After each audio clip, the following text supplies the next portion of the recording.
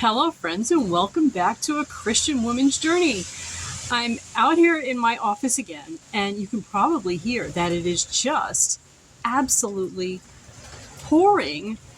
Just an absolute deluge started coming out of the sky. What better time to make a money-saving video? Okay, so last week we were talking about saving money on electricity. Very timely subject. I've been talking a while now about saving money on food. Eventually, I'm going to cover all areas that people spend money and really analyze my budget.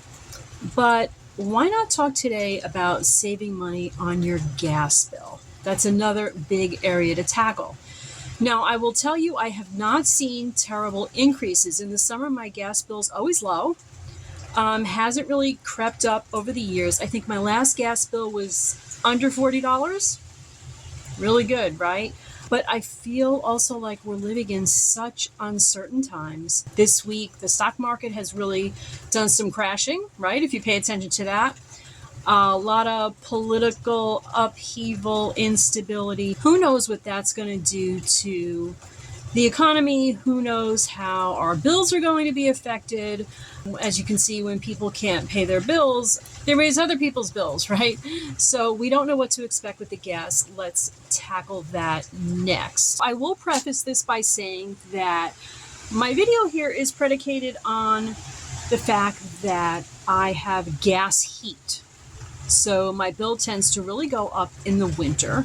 You may have a whole different kind of setup. This may not exactly apply to you, but probably there will be some overlap. So the cold air and the hot air come through the same duct system, right? So some of the things that I said in the video for electricity, which is how we get our cooling, some things are going to overlap.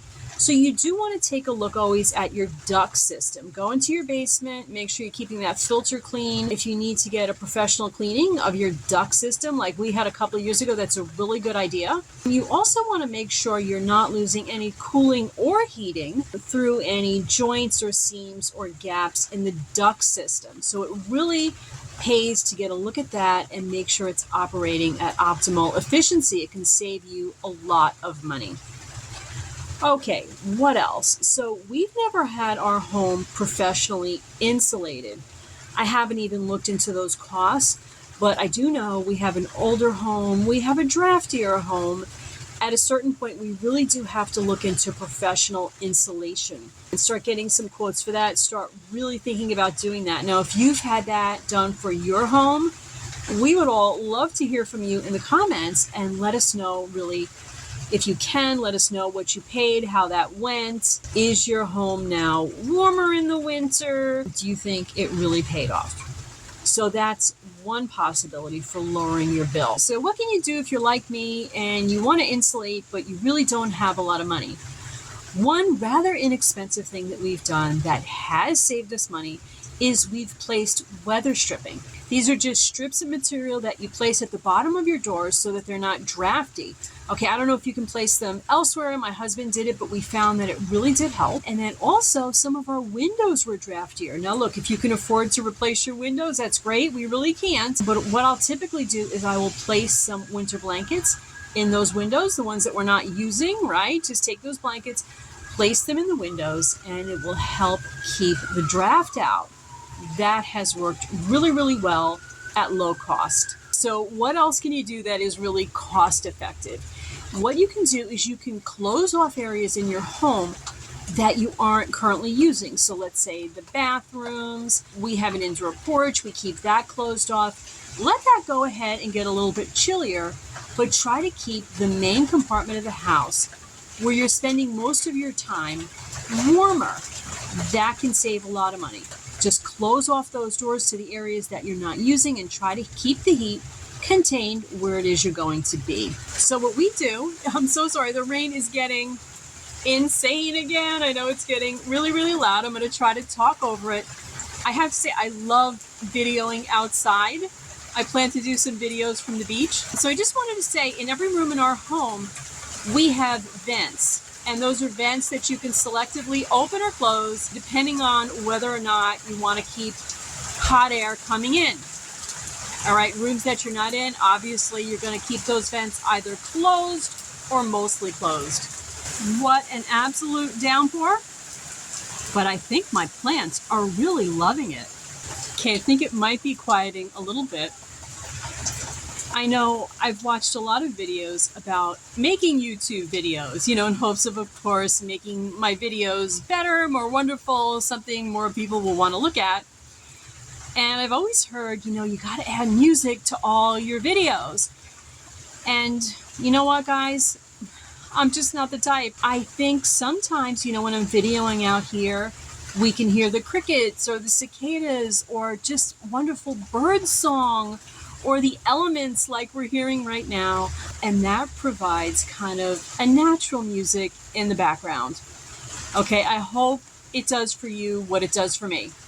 Okay, now on a little bit more to the subject at hand, let's get back to saving money on our gas. So some of you might be tempted to use little portable radiators. I have very, very mixed feelings about those. I mean, a lot of them are going to pull quite a bit of electricity, so I don't even know if it's worth it in the end.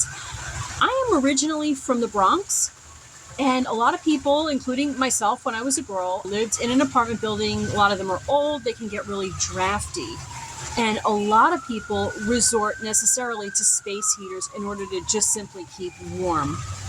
So why do I have mixed feelings? I actually have very strong feelings. Yes, on the one hand, it's great if you can just plug something in and get warmer, but in the Bronx, there were constant fires related to space heaters.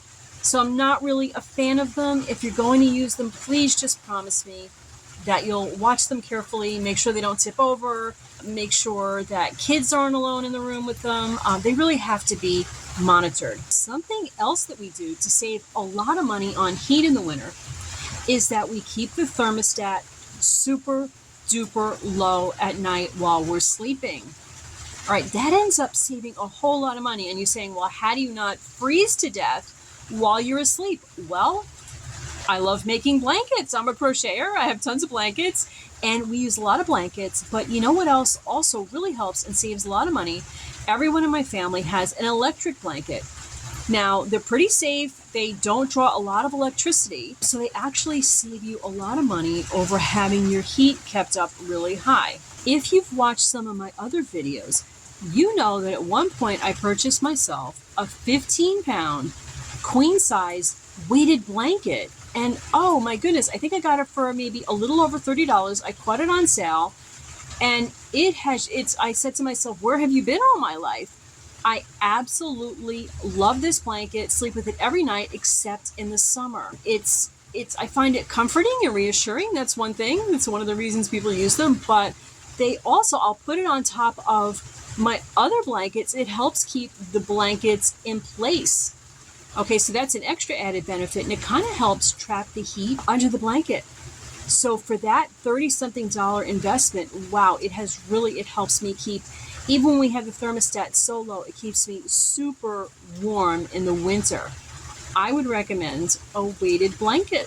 Okay, so you might be saying to yourselves, how low can I go with the heat? Okay, obviously there's a limit. We have had a problem in the past when we put it too low. We got a frozen pipe.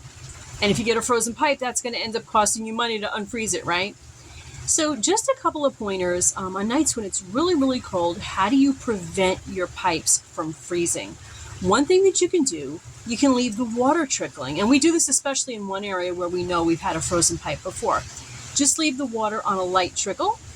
Also, if there's cabinets below your sinks, make sure to keep them open and very, very well aerated.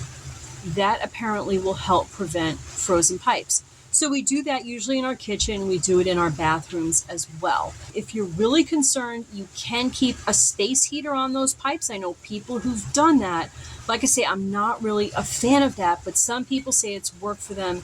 It's helped to prevent a frozen pipe. The rain is just starting to ease up a little bit. I'm going to sign off. To God be the glory, guys. Let's get our bills lowered. Let's try to get as much in our hands as we can and save the money that we can while we can. Love and light. I'll see you again really soon. Bye-bye now.